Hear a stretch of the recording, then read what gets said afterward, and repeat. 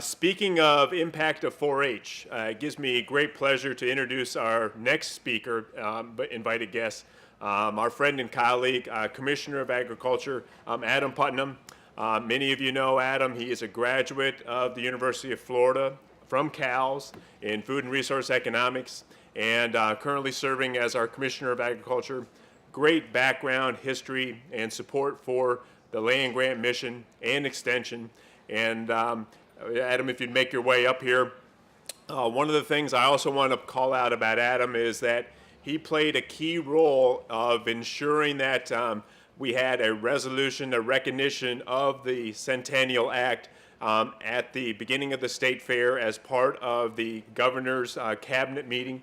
And so, Adam, I really appreciate your leadership and support of making that happen. So welcome, and I look forward to hearing what you say.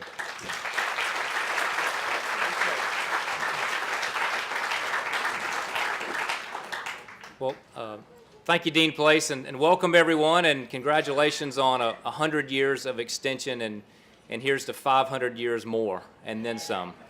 As I listened to the comments, I was struck by, first of all, the provost's comments on the history. My second 4-H demonstration was on the history of 4-H. My first one was on the history of beef breeds in America, but my second one was on the history of 4-H, so that's where I learned about the Morrill Act and Smith-Lever and all the things that make all of this possible.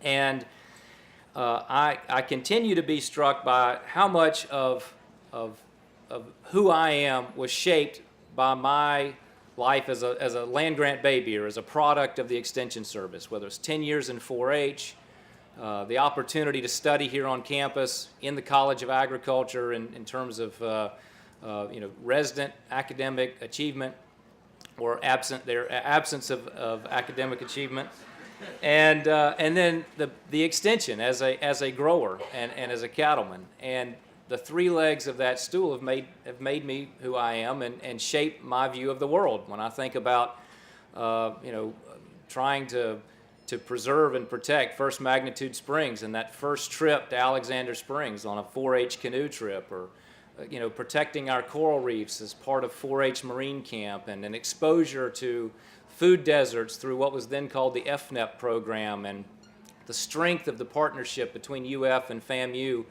and everything that Damon Miller taught me in terms of the growth and development of those two great institutions in our state. It continues to illuminate public policy today. And the issues and the public policy concerns that drove the need for extension in 1914 are in our laps again.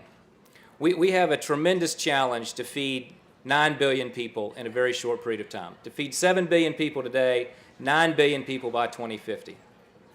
We won't get there. We won't be able to feed a hungry world without the guidance of science and the technology transfer that comes from the Extension Service. I mean, this is federalism in action.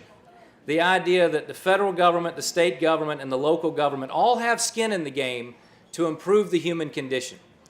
And if we fail at that most fundamental of tasks to feed 9 billion people, we'll take a break from having fought the last century and a half over ideology and go back to what mankind has fought about for 10,000 years, which is scarce resources. And so the functions and the responsibilities that we have, not only to feed the planet, but whereas hunger and malnutrition shaped the need for this 100 years ago, today it is still malnutrition, albeit obesity, and the need to have a healthier population and make wellness a part of our lifestyle in a world where 60% of our healthcare costs are spent managing diet-related illnesses. The idea that we still have hunger in America and food deserts in Florida, in a state that grows 300 different things, all of which your mother would be proud for you to eat. The idea that for so many children, that school lunch is the best meal of the day, and when they're not in school, we have gaps that need to be filled in our summer feeding programs. Natural resources that need to be stewarded, sustainable practices and building and growth that have to be incorporated, and that relationship, that trust that exists between the local agent and their community is invaluable. And so many of the things that led to the need for the creation and the passage of Smith-Lever 100 years ago are very much alive and well today, and as relevant as they've ever been, and as necessary as they have ever been. And it includes its presence on campus. And that is that a great land-grant university cannot forget its roots, and that a great university is universal in its scope of education, and that all of us are in this together. Health sciences, fine arts, liberal arts, the hard sciences, the soft sciences, and production agriculture translated into the field through the Extension Service and the research functions of our experiment stations around the state. And to think that here we are on the core of the original campus, and the agriculture school was right there as one of the original pillars of the founding of this great institution, is something that shouldn't be lost on us as we continue to grow and develop and expand our borders as a great university, and continue to expand our role in the AAU and achieve preeminence, which all of us wish for the University of Florida.